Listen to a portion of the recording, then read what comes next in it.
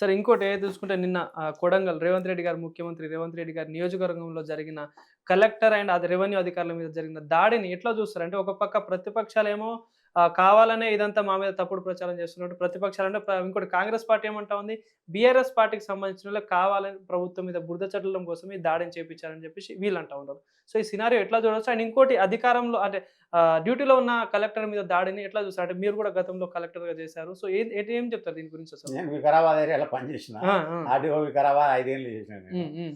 5 సంవత్సరాలు 2004-8 హ్మ్. తర్వాత ఇక్కడ ఒక అధికారి మీద, ప్రభుత్వ అధికారి మీద దౌర్జన్యం చేయడం చాలా తప్పు. హ్మ్. హ్మ్. అది సెక్షన్ అటెంప్ట్ దాని మర్డర్ కింద వస్తది. సెక్షన్ 353. హ్మ్. ఒక ప్రభుత్వ ఉద్యోగి హ్మ్. పనులల్లా హ్మ్. ఆటంకం కలిగిస్తే శిక్ష అర్హత అన్నది ఇండియన్ పెనల్ కోడ్ సెక్షన్ 353 కింద ప్రతి ఒక్కడు liable for prosecution. Attempt murder వస్తుంది, అన్నీ వస్తాయి. ప్రజలు ఏదైతే ఉందో పిల్లలకు కూడా ఇక్కడ మన విద్యా విధానము చాలా తప్పున్నది. ఎడ్యుకేషన్ సిస్టమ్లా criminal education, criminal liability, criminals ఏదైతే ఉందో సిస్టమ్ ఏదైతే ఉందో ఇక ఈ పని చేస్తే నేరాలు అయితే అన్నది.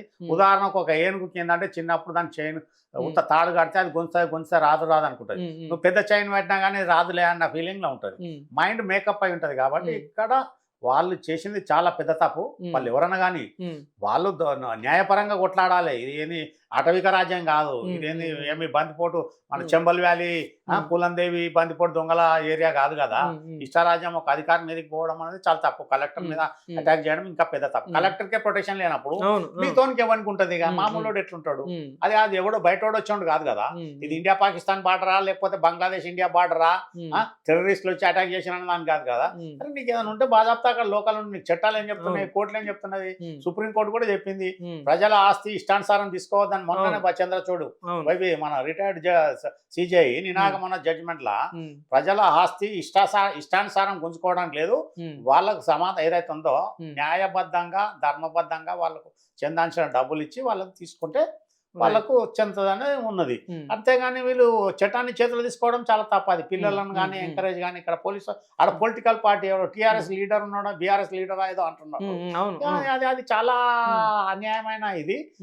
ఎవరి మీద చేయబోతే ఇప్పుడు అందరి మీద కేసు కదా, వాళ్ళ మీద ఒక చెడ్డ పేరు కదా, యువకులంతా ఇబ్బంది కదా. వాడి మీద ఎఫ్ఐఆర్ ఇష్యూ అయ్యి కోర్టు చుట్టూ తిరగడం ఇవంతా అంత తొందరగా తేలే సమస్యలు కాదు కదా. ఇంకోటి ఇంటెలిజెన్స్ కూడా ఉంటుంది సార్, పోలీస్ అధికారులు ఇంటెలిజెన్స్ ఉంటుంది. అంటే ఇదంతా ప్రభుత్వ వైఫల్యమే అని చెప్పేసి ప్రతిపక్షాలు చెప్తున్నారు. నిజంగా ప్రభుత్వ వైఫల్యం వల్లనే అయిందంటారా? ఇంటెలిజెన్స్ అనేది లోకల్లా ఉన్నది. ఇంటెలిజెన్స్ ఉండాలి, అక్కడ ప్రొటెక్షన్ కూడా పెట్టాలి. పోలీసు వాళ్ళని కూడా కొట్టిన పరిస్థితి, పోలీసు వాళ్ళు ఇక్కడ కూడా ఎక్కడైనా కొట్టిన చాలా ఉన్నాయి. ఏదండి ఇక్కడ ఆర్గనైజేషన్ తప్పు. ఆర్గనైజేషన్ తప్పు.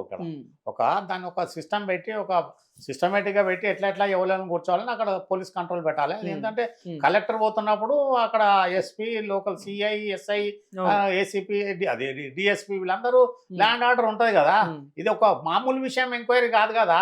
ఒక ఫార్మాసిటీ దానికోసం పోతున్నప్పుడు అన్న దాని మీద ఖచ్చితంగా ప్రొటెస్ట్ ఉంటుంది. కాకపోతే వాళ్ళు ప్రొటెస్ట్ చేయాల్సింది అటాక్ చేయబోవాలని మేము ఎవరు ఎంక్వైరీకి రామని అంటే అయిపోతుండే కదా.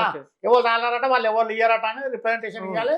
మేము ఇయ్యము, మా ప్రాణాలు పోయినా మేము భూమి ఇయ్యము అని చెప్పాను అనుకోరి చాప్టర్ క్లోజ్ అవుతాయి కదా. అది ల్యాండ్ ఆర్డర్ చేతులు తీసుకొని కలెక్టర్ కార్ మీదకి రాళ్ళు కొట్టుడు, పోలీసు వాళ్ళని కొట్టుడు, అద్దాలు కొట్టుడు, కలెక్టర్ మీద లాగడం అనేది అది అంతకంటే దూరం. ఎట్లాంటి సెక్షన్స్ పడొస్తారు వీళ్ళకి? అంటే నార్మల్ గా ఇట్లాంటి ఎట్లా ఉండొచ్చు మరి సెక్షన్ అంటే ఇక వాళ్ళు పెట్టిన పోలీసు వాళ్ళు పెట్టిన సెక్షన్లను బట్టి ఉంటుంది. అటెంప్ట్ మర్డర్ పెట్టచ్చు, అది ప్రభుత్వ ఉద్యోగుల పనిలో ఆటంకం కల్పించడం పెట్టవచ్చు. వాళ్ళు ఏ సెక్షన్ పెట్టి రేపు ఎఫ్ఐఆర్ లో చూస్తే గానీ సెక్షన్లను బట్టి మనం చెప్పొచ్చు. అంటే అంటే ఈ ఏదైతే జరిగిన సంఘటన అంటే రాజకీయంగా ఉండొచ్చు అంటారా కుట్ర? రాజకీయ ప్రేరేపితం ఖచ్చితంగా ఉంటుంది. ఇప్పుడు ఎందుకు ఉంటుంది అంటే 65% యువకులు ఉన్నారు, పనిపాట లేకుండా పొలిటికల్ బేస్లు ఉన్నారు. యువకులు రక్తము. యువకులు ఏమున్నది రెచ్చగొడితే ఎటంటే అటు ఉంటారు. ఇప్పుడు చూడు పనికిరాని వాళ్ళు ఈ నా కొడుకులు ఎవడు సినిమా వాళ్ళకు హీరో వాళ్ళకి ఎందుకు ఫ్యాన్లు ఏం చేస్తారు? వాడు వచ్చి వీళ్ళకి పెడతాడా? వాడు ఏదో ర్యాంకు పూసుకొని నాటకం ఆడి డ్యాన్స్ చేసి షో చూపెట్టిపోతే వాడు మన మీద రక్తంతో ఇప్పుడు కోట్ల రూపాయలు 100 కోట్లు 200 కోట్లు 300 కోట్లు ఒక్కొక్కడు వాడు ఏం చేస్తాడు? దేశానికి ఉరగబెట్టింది. అదే సైంటిస్టులకు పెద్ద పెద్ద రీసెర్చ్ వాళ్ళకు ప్రొఫెసర్లకు వీళ్ళకి ఏమి ఇస్తారు లక్షల జీతాలు, మంచి మంచి డాక్టర్లకు ప్రభుత్వ ఉద్యోగులకు ఏమి ఇస్తారు, మామూలు ఇస్తారు కదా. వాడు ఏం వర్గ పెట్టినా వాడు క్రికెట్ స్టార్, ఫిలిం స్టార్, ఏం స్టార్ వీళ్ళు చేసేది ప్రజలకు డబ్బులు దండుకోవడము, దాన్ని మొత్తం సకింగ్ తప్ప ఇంకోటి ఏం లేదు. అందుకోసము వీళ్ళు ప్రజలను ఏదైతే ఉందో ప్రజలను రెచ్చగొట్టడం ఖచ్చితంగా ఉంటది.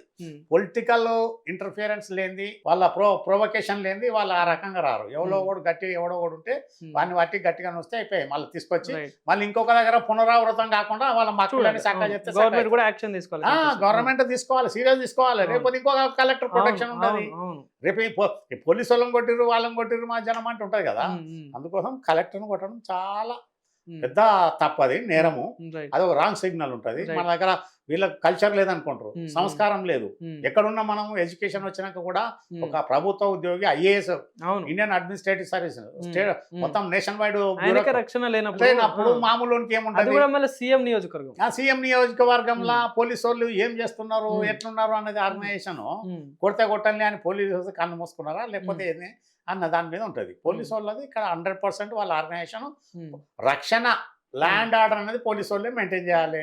ఏం మెయింటైన్ చేసారు, ఫెయిల్ అయింది కదా ల్యాండ్ ఆర్డర్. పోలీసు దించాలి, మిగతా దగ్గర ఉన్న వాళ్ళంతా ఏం చేస్తారు అట్లా. అందుకోసం కలెక్టర్ని కొట్టడం చాలా తప్పదే.